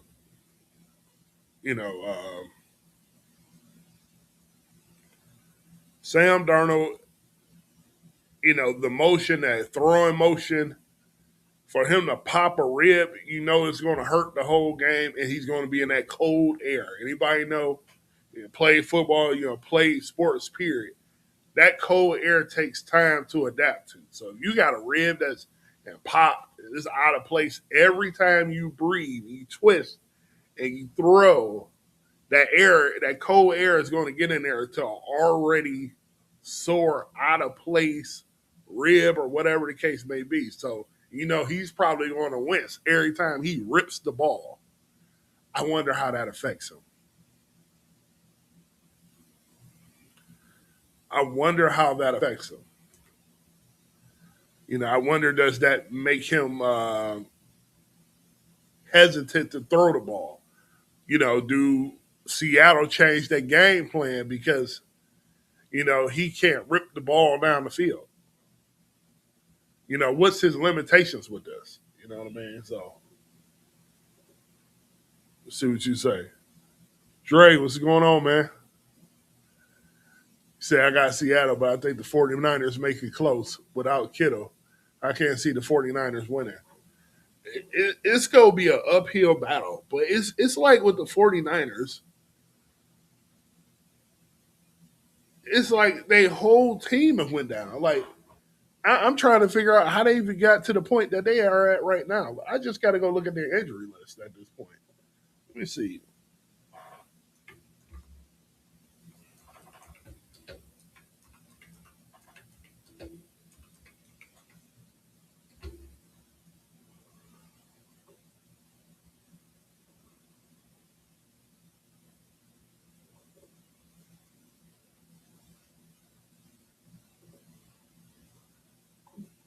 This their injury list.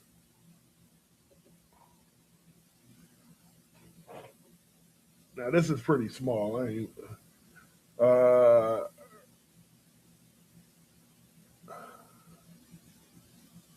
This is small right here. Holy smokes! So you got Fred Warner out. Ricky Pearsall is questionable. Jair Brown is out. No George Kittle. I mean, what do they have? And they're just figuring out a way. It's just the oddest thing. Hold on, pull that back. Sorry about that. They don't have anybody. They literally have emptied the cupboard this year. Let's see. Key injuries this year. Let's see. Because I saw the list the other day, and I was just like, I don't even know how they got to this point. Oh, Brandon Ayuk. No Brandon Ayuk. You had that situation with him. Nick Bosa. I mean, they're just a mass unit. It's just unbelievable the way this team has persevered. But I will say this. I'm with you, Dre. I don't know how they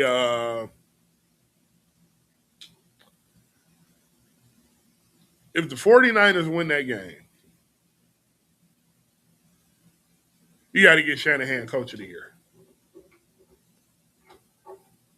And I think I had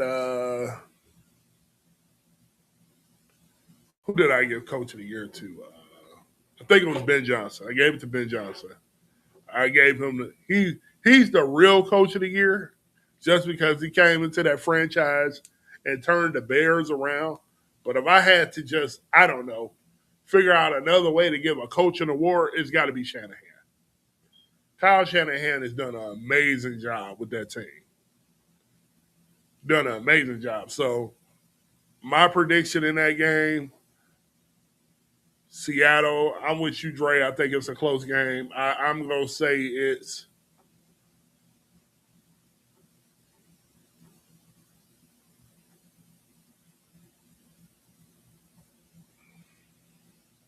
27-21. I go 27-21 for that game.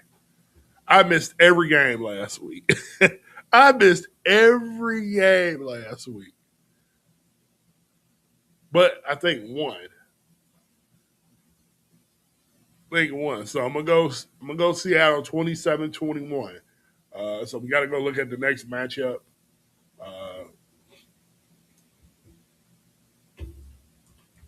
And then when is the college football game? What is that, Monday? Maybe we'll do a show right after that game Monday. Let me see. I think it's Monday. Let me see here.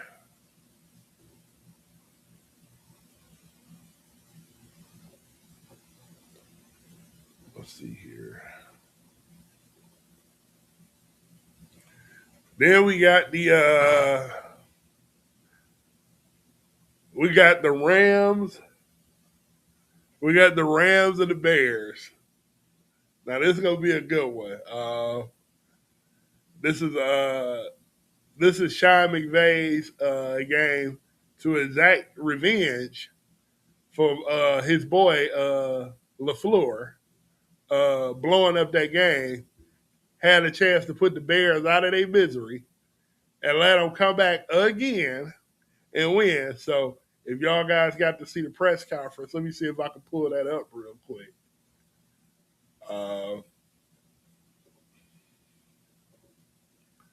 See if I can pull that press conference up. Give a little context to this whole thing.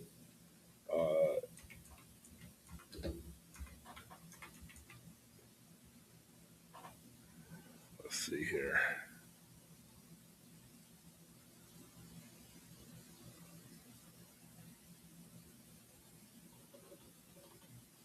All right, so we got it right here. Let me pull it up.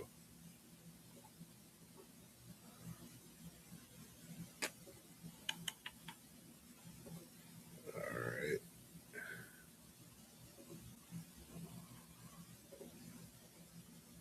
All right, let's pull this up here. It's 40. Oh, it's only 20 seconds. So we just need to hear it real quick. So this is Sean McVay. Lindsay Theory, I think she's one of the reporters out there in L.A. Let's just take a listen to it. Matt LaFleur, obviously big in Green Bay, and Mike being on your staff. Yeah. Matt, he's played Ben Johnson 3 times this year. Yeah. What'd you guess? No, you know what? We watch the tape, we do our work, and Matt is a very close friend of mine.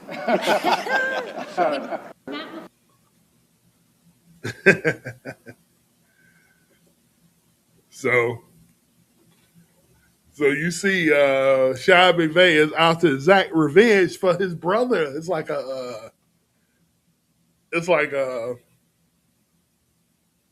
one of them Japanese movies where you the samurai warrior, and you and your brother go to battle, and he gets slain in the battle, and you hold him in his arms. It's like that's how Sean McVay doing Matt LaFleur right now. He holding him in his arms. He's like, I'm going to avenge you, brother. That's one of those situations going on. So he's definitely got it out for Ben Johnson. Ben Johnson don't care. I love it. Ben Johnson said, F the Packers and whoever else. We beefing. I was a Detroit Lion, and we ain't like the Packers. And I mean, we ain't like the Packers, and we still don't like the Packers. I'm a Bear now, and I still don't like them. And we gonna beat you up every time we see you. So, ain't no love lost. That's what we need in the NFL. We don't need all this friendly stuff. And the Rams and Jared Verse. Sean McVay will talk to Jared Verse. Jared Verse, he probably told Jared Verse put all the heat on Caleb Williams. One thing about Caleb, I had to give him his credit. He gained that confidence back in the second half of that game. And I'm telling you, that coordinator, that Jeff Hafley, let him gain his confidence back playing all those zones and not putting no pressure on Caleb Williams. He just picked those zones apart and got confident again. But the Rams won't let that happen. The Rams is going to be on Caleb Williams, and Jared Verse is going to be talking a whole bunch of junk while he's putting pressure on Caleb Williams. And Sean McVay is going to be at the head of that whole thing. He's going to be saying, hey, every time you sack him and knock him down, talk to him. Get in his head. Beat him up. You know what I mean? Because not only is it a playoff game, but, like you saw with Sean McVay, it's a little personal. He tired of Ben Johnson beating up on his boy Matt LaFleur. He ain't happy with that. So I think that is going to be. I don't know if that game is going to be as close as advertised. I'm excited for that game, but I think the Rams can get out on the Bears. The Bears do not stop the run well. The pass rushes. Sweat is good, but the pass rush is still a little suspect. They lost T.J. Edwards for the rest of the year, who is a big part of their defense. Of course, you got Jalen Johnson on the back end, and what's the other corner? I can't think of his name right now, but he got picked on a lot in that game last week. they need him to step up.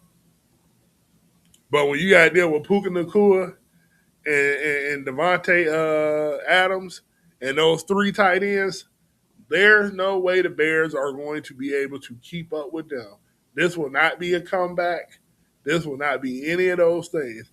I think the Rams actually get out on the Bears and beat them like 34-17, believe it or not. I think it's going to be an entertaining game. But I think the Rams ultimately are going to just run the gambit on them. I think they run the gambit on them at this point. I don't think the Bears' defense is going to be able to stop Matt Stafford in that offense. And as much as we talk about Puka Nacua and Devontae Adams and all those guys, they have the best run game in the NFL with Kyron Williams and Blake Corum. Bears got one of the best run games too, but when it comes to the balance of the throw and pass, the Rams got them.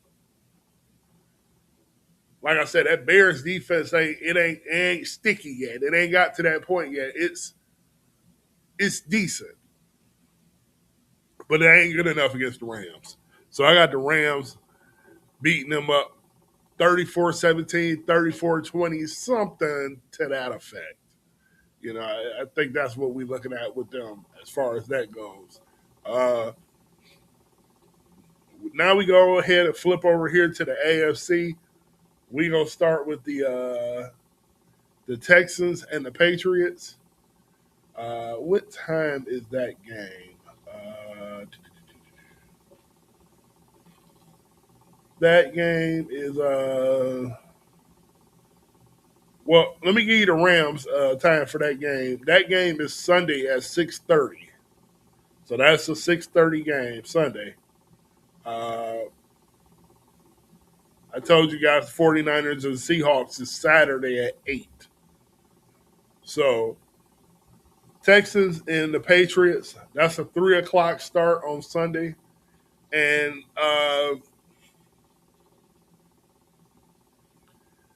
this game right here is going to be like the battle of wheels right here. Because CJ Stroud, lucky he played the Pittsburgh Steelers. What I mean by that, the Pittsburgh Steelers can capitalize on none of those turnovers because their offense is hot garbage. Terrible.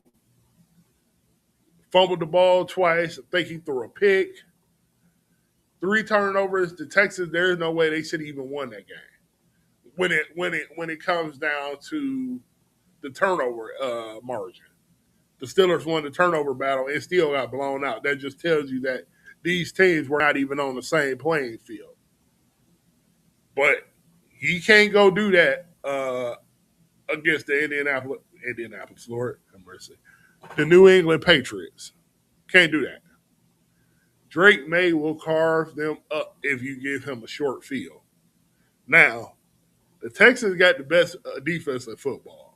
So this is going to be the irresistible force versus the immovable object. That defense, that Texas defense, is going to fly around, and they are going to try to get Drake May and them hell. Now, if C.J. Stroud shows up, and New England's defense don't have the talent that the Steelers kind of had defensively, like, they're not going to really get after you like that. They're not that talented of a bunch. But they do got Milt Williams.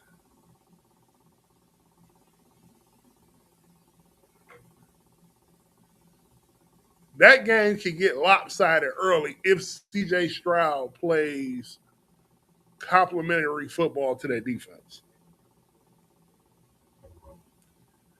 I can see that happening.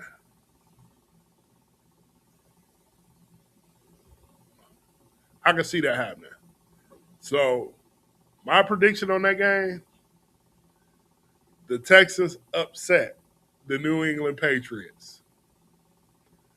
24-20. C.J. Stroud has a bounce-back game. He puts it together. And he definitely got to look better than he looked last week. And that defense just stifles Drake May his first time into the playoffs. They're going to put a lot of pressure on him. That was a 50-50 game for me. Got to choose somebody.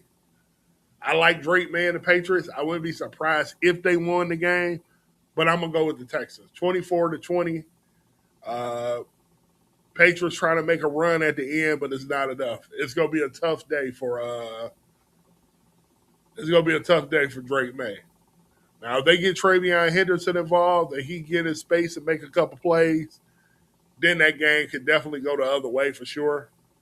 But the Texans is a physical bunch. I love that defense. Will Anderson, Danielle Hunter, Stingley, Lassiter, Petrie. I can't say the linebacker's name to save my life, but Azier, amazing. That defense is like the 08 Steelers defense. They are a tough bunch. So I got them as far as that goes for that game. Last game, Broncos versus the Bills. That's going to be a good one. That one is in that game is in Denver. That is a 4:30 game. That's on CBS. I think the Bills are the underdogs in this game. I like Bo Nix. I know a lot of people don't like Bo Nix. I'm a fan of Bo Nix. He's a live wire. Denver going to be tough. They're going to be a tough bunch. That defense tough over there. You know, you got PS2 over there. You got all those guys, Bonito, all those guys. So that defense is going to be tough. But then you got to go against Josh Allen. And they're looking to get Ed Oliver back this week. Big acquisition to get him back. Now, they won't have Jordan Poyer, but they will get Ed Oliver back and someone else. So they're getting a couple of their guys back. They're going to be healthy. Who do I have winning that game? I got the Buffalo Bills. The Buffalo Bills is the team of destiny, and I got them facing the Texans in the AFC Championship. Josh Allen is going to have to play Superman again. Got to be a superhero, and I think he's going to do it. Josh Allen is the type of quarterback that can break people's heart. It don't matter how great of a defense you got. If he break contain or he scramble to get somebody open, I don't care how good your defense is. It's just going to be a deflating thing. So I have Josh Allen getting out of Denver with the win. That's going to be a good game, and that's going to be a high-scoring game. I say that game is a 34-28 game in favor of the Buffalo Bills. So that is pretty much all I got for you guys today. I appreciate you guys coming to hang out. We gonna keep growing this thing. Appreciate everybody in the comments.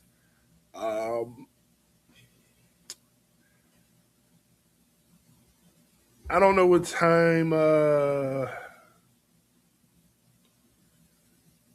See what time the national title game is. I may put out my.